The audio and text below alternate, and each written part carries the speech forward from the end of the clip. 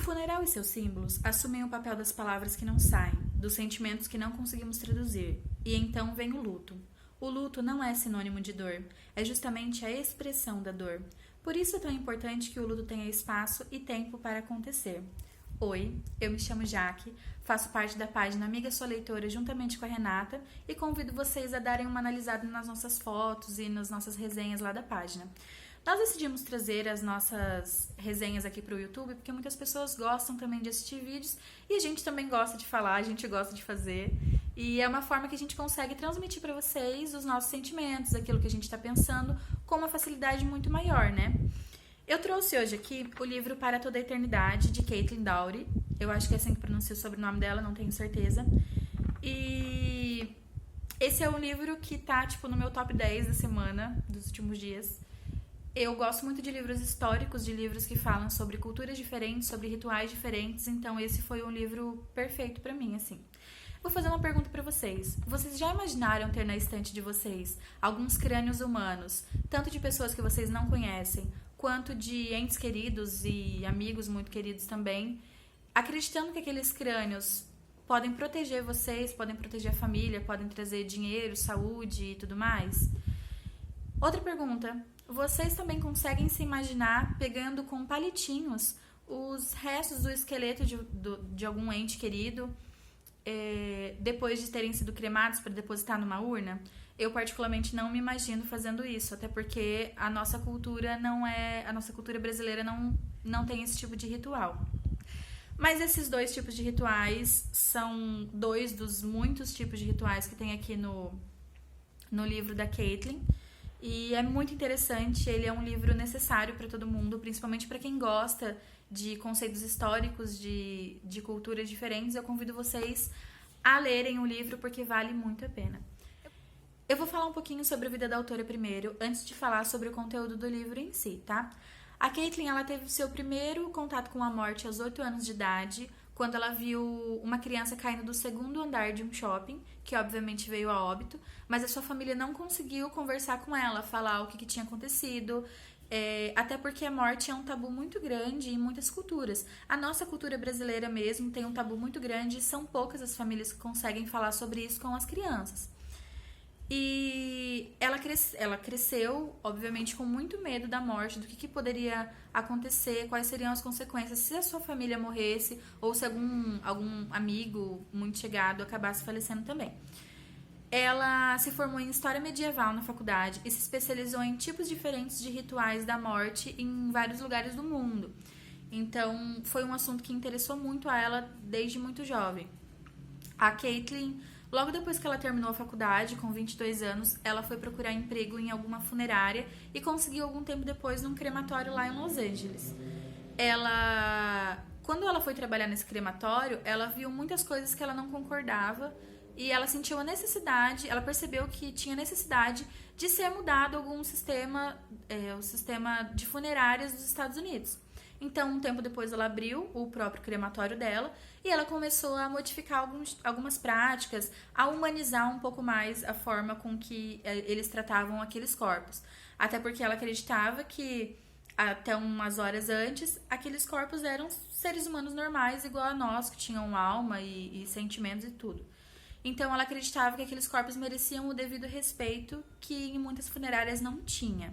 Depois da abertura do seu crematório, a Caitlin ela decide então escrever alguns livros. O primeiro livro que ela escreveu foi Confissões do Crematório, que ela usou as experiências que ela já tinha do crematório antigo e do que ela abriu para falar a respeito daquilo. Eu ainda não tive a oportunidade de lê-lo.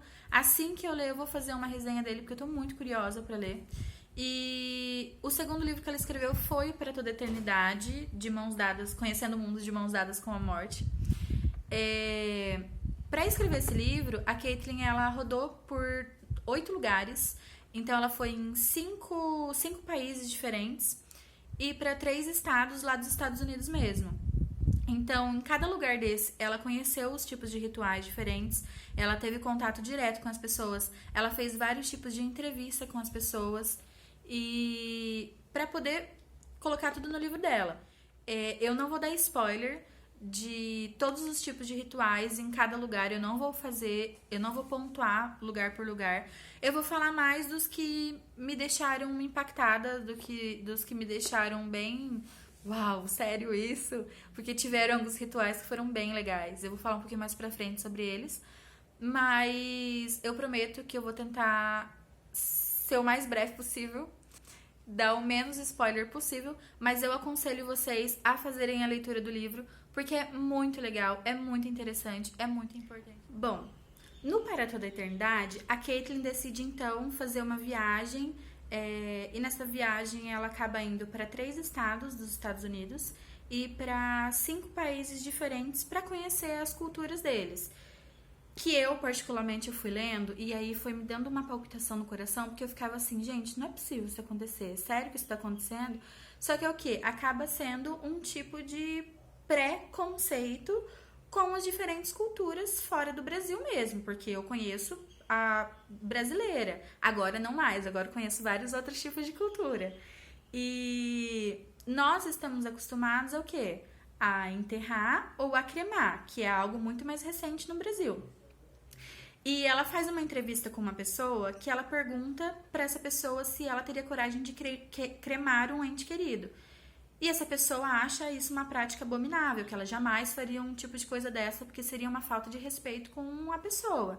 Aí ela faz uma entrevista com uma outra e pergunta se ela teria coragem de enterrar. E daí, nessa cultura dessa outra, ela fala que ela não teria coragem, porque seria também uma falta de respeito com toda a história de vida da outra pessoa, da pessoa que já faleceu.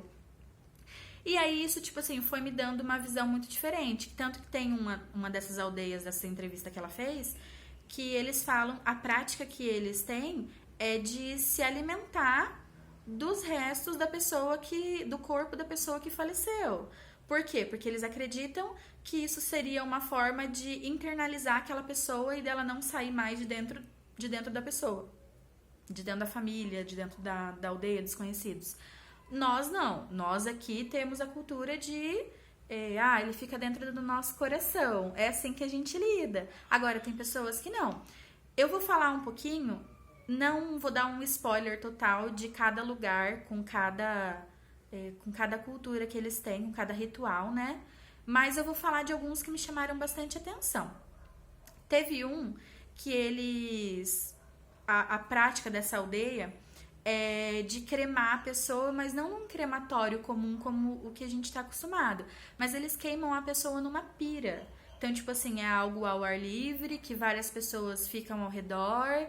E é algo... Eu acho que é algo mais natural, né? Porque daí a pessoa não precisa ser embalsamada, não precisa passar nenhum tipo de produto nela. Então, do jeito que eles colocam as coisas que precisam para poder cremar e eles cremam.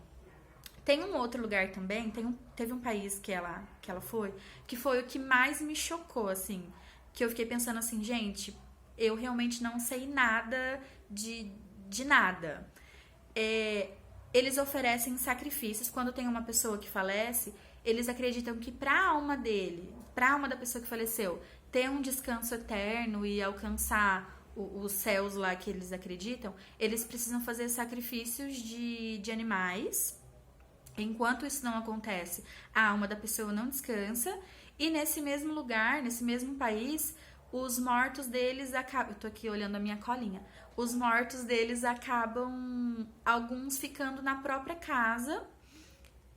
Durante muitos anos, eles tipo, trocam a roupa da pessoa, eles colocam objetos na pessoa, tipo relógio, colar, óculos, essas coisas, porque eles acreditam que a pessoa continua ali, a pessoa só não está mais com o espírito, mas o corpo não é um defunto, como a gente está acostumado a falar, mas o corpo é o seu José, entendeu? Ele continua ali sendo o meu avô e ponto final.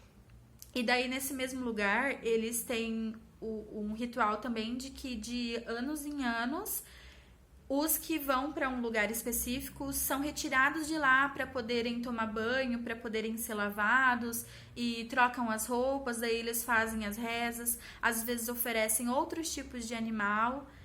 E eu achei assim, eu fiquei assim, gente, tô chocada, sério. É muito diferente, é algo que eu jamais pensaria em fazer, mesmo com a minha mãe. Nossa, nunca. Tem alguns outros lugares também que tem uma universidade específica que está fazendo muitos experimentos do corpo se tornar matéria orgânica. Então, daí tem algumas pessoas que doam o corpo dos falecidos para essas pesquisas e eles fazem todo um tipo de uma cama e colocam esses corpos lá e jogam mais tipo palha por cima. Não é palha exatamente, mas eu esqueci o que eles jogam. E daí eles ficam lá pra natureza mesmo poder comer o corpo das pessoas. Tem um outro lugar que foi o que, assim, o que me deixou muito uau. Eles têm crânios humanos, óbvio. Crânios humanos na casa deles. Tipo assim, foi o que eu falei no comecinho do vídeo. Eles colocam nas estantes alguns crânios e eles acreditam que aqueles crânios são chamados de...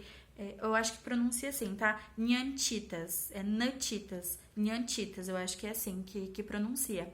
E eles acreditam que se eles fizerem orações para aqueles crânios, eles vão ajudar e eles também vão proteger a casa. Cada crânio tem a sua especialidade. Alguns são medicinais, alguns são para proteger a casa, outros são para fortuna e assim por diante. E as pessoas vêm de diversos lugares daquele país para poder fazer suas orações, para poder se consagrarem até. E eu falei assim, gente, caramba, que louco. Tem um outro lugar também, eu prometo que é o último que eu vou falar, o último spoiler que eu vou dar do livro. Ele fala sobre um estado dos Estados Unidos que faz isso. Eles têm tipo um estádio de futebol. Não é um estádio de futebol específico, mas eles construíram e as pessoas, quando elas são mortas, elas são deixadas nesse espaço para os abutres poderem comer. Então, assim, não acontece cremação, porque a altitude de lá é muito alta, é muito grande, né?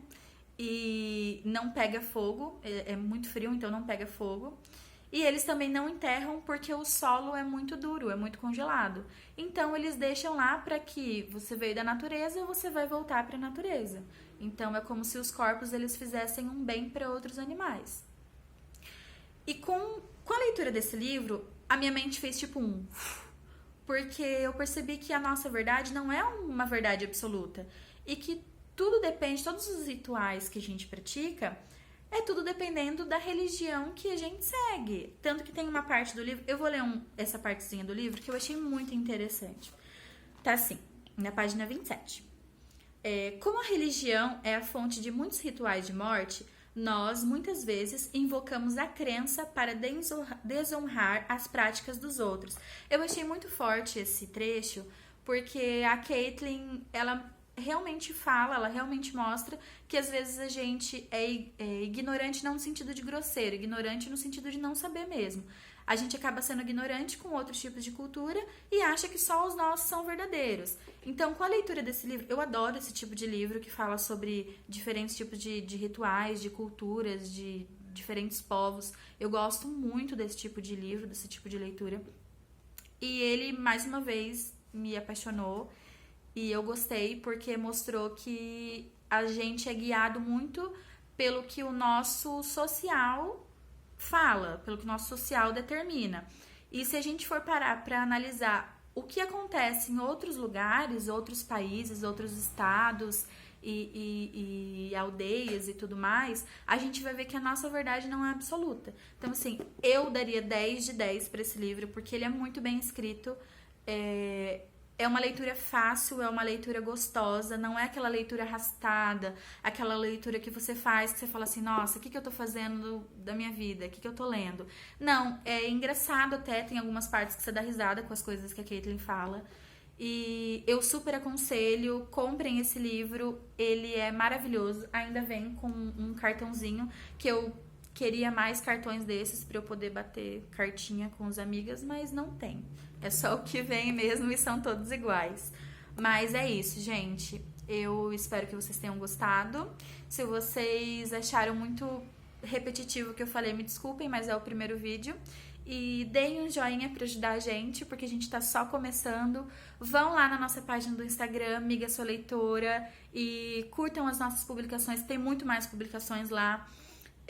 Sigam a gente e é isso, valeu!